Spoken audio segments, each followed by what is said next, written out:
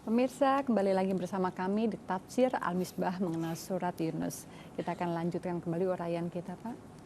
Iya, jadi tadi ini kita sudah kemukakan bahwa nanti di hari kemudian akan dipisahkan antara yang disembah dan yang menyembah. Kemudian yang menyembah, yang disembah berkata mereka tidak pernah menyembah saya.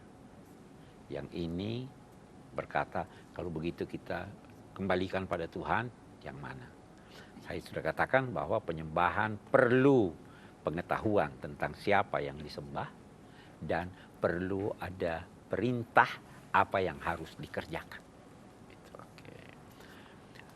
Dengan adanya pemisahan ini, putus hubungan antara yang disembah dengan yang menyembah. Kecuali yang memiliki penyembahan yang sah kepada Allah Subhanahu wa taala. Putus hubungan. Dan di sanalah kata ayat yang berikutnya ini, hunalika tablu kullu nafsim ma aslafat. Di sanalah dan ketika itulah menjadi jelas bagi setiap orang apa yang pernah dilakukan. Karena apa?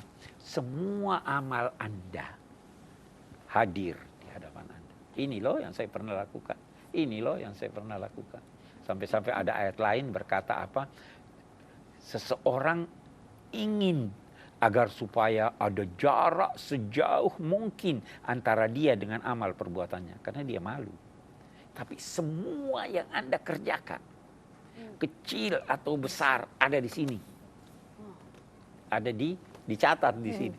Sampai-sampai itu orang kafir, mali hadzal kitab la yughadiru saghiratan wala kabiratan illa ahsaha. Buku apa ini? Yang kecil atau besar pun dicatat.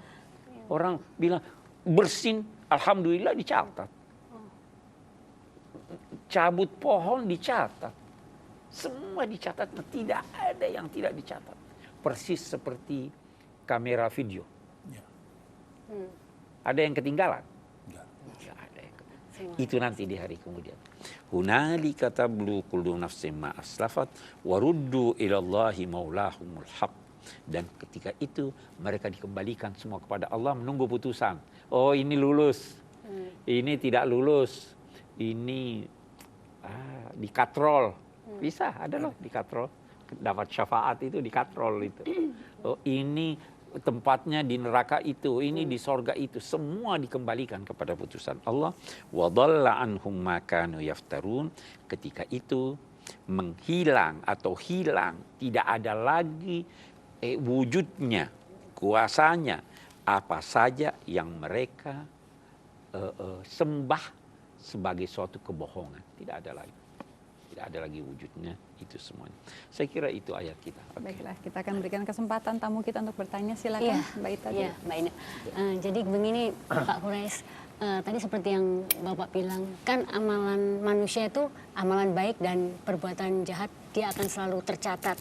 Bagaimana Pak kalau cuma dalam hati aja, baru niat misalnya kita mau melakukan yang buruk, tapi cuma niat tidak terucapkan itu bagaimana Pak? Apakah itu bisa dicatat sebagai perbuatan yang buruk? Tuhan itu baik sekali. Terlalu baik.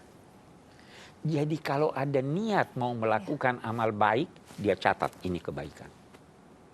Kalau niat mau melakukan amal buruk, dia tidak catat. Jangan dulu, nanti kalau wujud. Misalnya kita berburuk sangka sama orang, tapi cuma dalam hati aja. Dalam hati, tidak iya. Itu juga termasuk. Iya.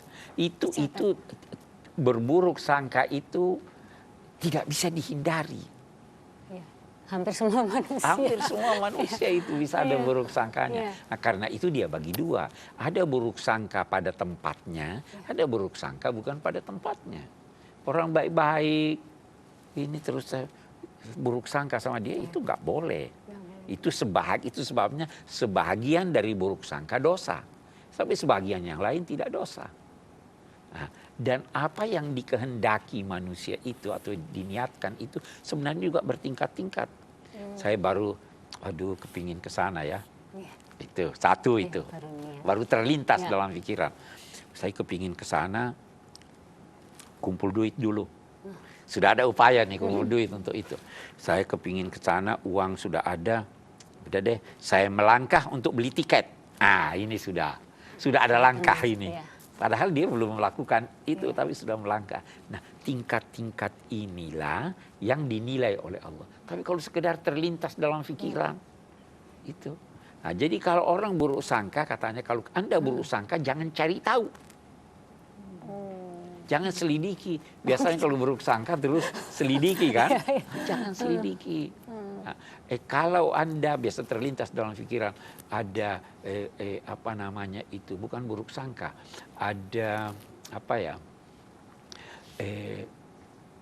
rasa dengki. Ya, itu kan Di sangat hati juga kan. manusiawi. Kalau ada rasa dengki, jangan cetuskan.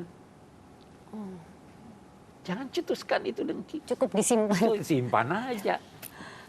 Jadi begitu. Jadi Tuhan maha baik. Tapi kalau Anda baru bermaksud, insya Allah kalau si A datang nanti saya ingin kasih dia hadiah.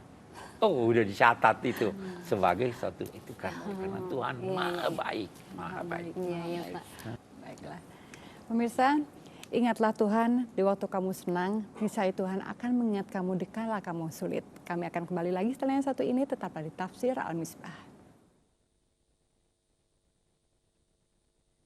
Di dunia ini ada malaikat selalu mengajak kepada yang baik, ada juga setan selalu mengajak pada yang buruk. Kalau kamu berteman dengan malaikat, selalu dia bawa kamu kepada